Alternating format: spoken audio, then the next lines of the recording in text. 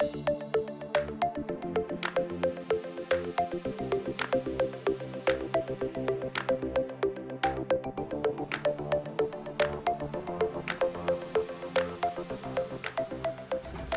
crystal is a solid material made up of atoms or molecules arranged in a highly organized manner.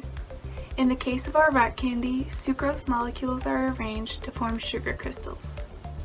So to make rock candy, you need a small pot, 1 cup of water, 3 cups of sugar, 2 colors of food coloring, 2 squares of cardboard, 2 wooden dowels, some scissors, and some wax paper. First, boil 1 cup of water carefully on the stove. Then, once it's boiling, add 3 cups of sugar, stirring until they're totally dissolved. Once all the sugar is dissolved, fill up 2 small jars or cups with the sugar solution. Add a few drops of food coloring to each jar to make each jar a different color, and then stir. Cut out 2 squares of cardboard that are large enough to cover the lip of each jar with a little bit of space, and then cut a small hole in the middle. You're going to stick the stick that you use for the rock candy through this hole in the middle of the cardboard. Then, pour about a tablespoon of sugar on some wax paper. Dip one of the dowels or sticks into the colored sugar solution in the mason jar. Then take it out and roll it in the sugar. Once it's coated in the sugar, place it back into the jar. Rolling it in the sugar is called seeding. Then slide the cardboard over the top of the dowel to hold it steady. Put the other dowel directly into the other jar without coating it in sugar. This piece of rock candy will not be seeded. Then let them sit for 3 days. You can observe as frequently as you would like, but try not to disturb the crystals as they grow. A solution is a homogeneous mixture of 2 or more substances.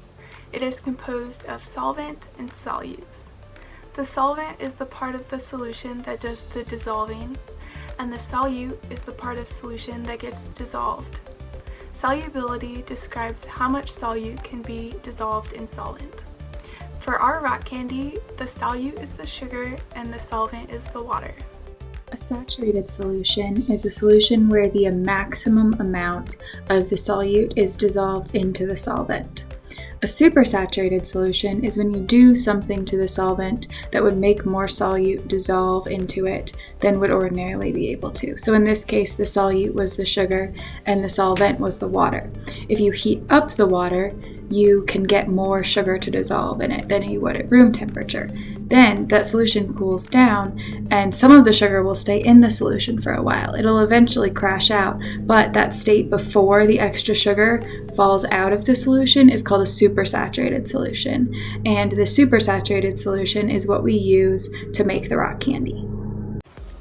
A precipitate is a solid substance formed by some sort of change in solution. When a substance precipitates out of solution, it is no longer dissolved in the solution. In the case of our rock candy, the sugar precipitates out of solution when the temperature drops and the solubility decreases.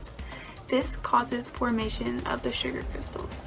When certain constraints, such as change in pressure, temperature, and concentration, are applied to a system that is in equilibrium, this shifts the equilibrium of the system. A system that has been shifted out of equilibrium will try to oppose that shift to restore equilibrium. In the case of our rock candy, we apply heat to the sugar and water solution by bringing it to a boil. This increases the energy of the system and disrupts the equilibrium. To try to lower the energy and restore equilibrium, sugar molecules start breaking bonds between each other, dissolving in solution. This lowers the energy of the system. Therefore, by increasing the heat of the system, we can dissolve more sugar in solution and form a saturated solution. On the other hand, when the temperature of the solution begins to cool down, energy leaves the system, once again disrupting the equilibrium. To oppose this decrease in energy, the sucrose molecules begin binding together again, which raises the energy. When the sucrose molecules bind together, this is when we see the sugar crystals. So the difference between the two different rock candies we did is that one of them was seeded and one of them was not.